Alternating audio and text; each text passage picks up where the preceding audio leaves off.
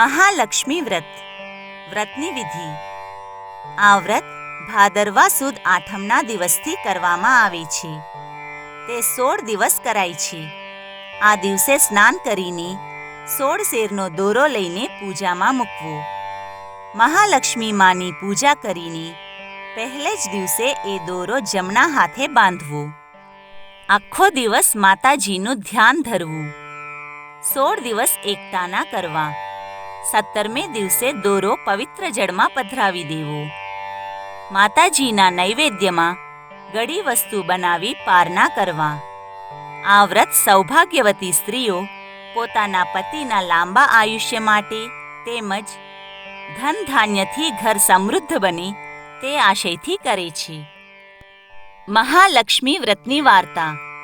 પૂર્વે કંડિતપુરમાં ભરત નામનો શક્તિશાળી રાજા રહેતા હતા. એ દયાળુ તેમજ પ્રજા માટે કલ્યાણકારી હતા. તેની પત્નીનું નામ પુષ્પવતી હતું. તે આમ તો ધાર્મિક હતી, પણ એનામાં ઈર્ષ્યા ઘણી હતી. એક દિવસ રાજા શિકાર અર્થે જંગલમાં ગયા. ઘણું રખડ્યા પછી પણ એને શિકાર મળ્યો નહીં. રાજા થાકી પણ ગયા હતા અને એને તરસ પણ લાગી હતી. રાજા એક ઝાડના છાયે આરામ કરવા બેઠા. એ વખતે એને એક શીતળ જળથી ભરેલું સરોવર દેખાયું. તે સરોવરના કાંઠે સ્ત્રીઓ મહાલક્ષ્મી માનું પૂજન કરી રહી હતી. રાજાએ પૂછ્યું, તમે આ શું કરી રહ્યા છો? ત્યારે એક કન્યા બોલી, અમારે મહાલક્ષ્મી માનું વ્રત છે, તેથી અમે મહાલક્ષ્મી માનું પૂજન કરીએ છીએ. રાજાને મનમાં થયું કે મારે પણ આ વ્રત કરવું જોઈએ, જેથી ધન ધાન્યમાં વધારો થાય અને હું મારી પ્રજાની સેવા સારી રીતે કરી શકું. આમ વિચારીને રાજાએ પોતાના હાથે દોરો બંધાવ્યો. પછી રાજા મહેલે પાછા ફર્યા. રાનીએ રાજાના હાથમાં દોરો જોયો એટલે તેને એવું લાગ્યું કે રાજા કોઈ યુવતીના પ્રેમમાં પડ્યા છે. આથી ઈર્ષ્યાવશ તેને દોરો તોડી નાખ્યો.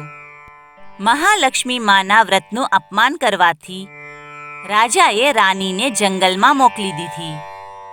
રાજાએ 16 દિવસ સુધી શ્રદ્ધાપૂર્વક આ વ્રત કર્યું. પછી તેનું ઉજવણું કર્યું. પૂર્ણાહુતિના દિવસે બ્રાહ્મણોને જમાડી યથાશક્તિ દાન આપ્યું.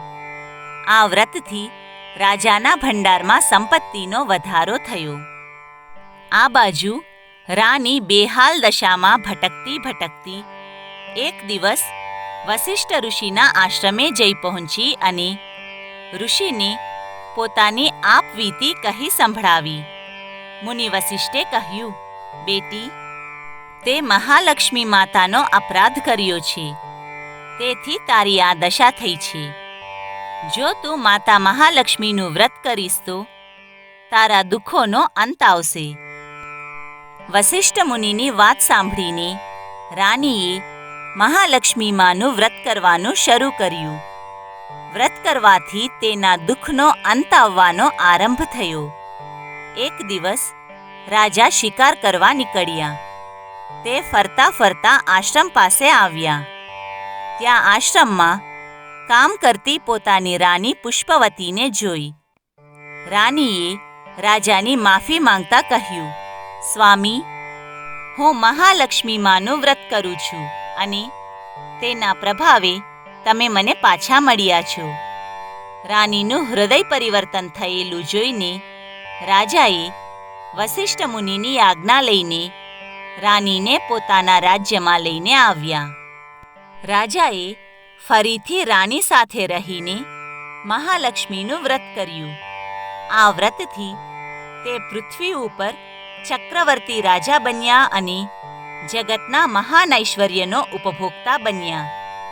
મૃત્યુ પછી રાજા રાની વૈકુંઠમાં વાસ પામ્યા. આ વ્રત શ્રદ્ધાપૂર્વક કરવામાં આવે તો માતાજીની કૃપા વધે છે અને જીવનમાં આર્થિક વિટંબના સતાવતી નથી. હે મહાલક્ષ્મી માં, તમે જેવા રાજા રાનીને ફળ્યા એવા તમારું વ્રત કરનાર, કથા વાર્તા વાંચનાર અને સાંભળનાર બધાને ફળજો.